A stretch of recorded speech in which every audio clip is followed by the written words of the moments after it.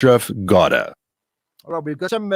We've asked for some WhatsApp voice notes or text, and we do have a couple. Rahim, what have you got? Assalamualaikum listeners. Give me 1 second. Yes, so I've got somebody telling us, which makes complete sense to me. The principle of giving is not to anticipate taking. Okay.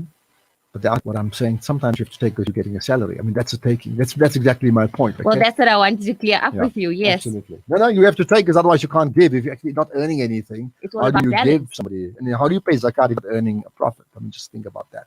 But okay, I certainly get that. Let's, thanks for that. There's more comments on the concept of giving and taking. When do you give and when do you take? And when is it too much of giving and too much of taking? You tell me. WhatsApp, text or sound. I like the sound, by the way. So WhatsApp voice notes, I like just cool with me, okay? 061 766 0355. I suppose what's also cool is the Eid Suk, which takes place in Lenasia. It comes up on the 2nd of May. To find out more about that is Munira Karim. Munira, appreciate your time. Juma Mubarak. Salaam alaikum. Wa alaikum salam, Uncle Ashraf, and Juma Mubarak to you too. Thank you so much. No uncles on this show, believe me. We're all equal. I'm just making the point, okay? Let's talk about your Eid Suk. What's the plan? So it's in Ramadan. I get that, right?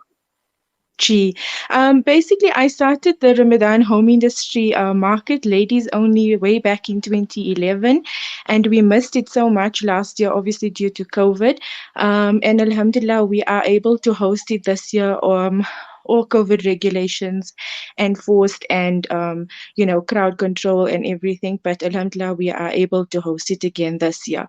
The market has always been a platform for small businesses and home industries to showcase their products and their services, and we're excited to bring that to the public this year, inshallah. And what type of things are being sold? Everything that you would need for Eid, from your clothing, abayas, kurtas, to your gifting, to foodstuffs like your burfi. So it's like a one-stop souk. You can come and do all your shopping for Eid and be set for Eid. And it's just before the last 10 days, so you can then concentrate on your itikaf if you are entering itikaf from that evening.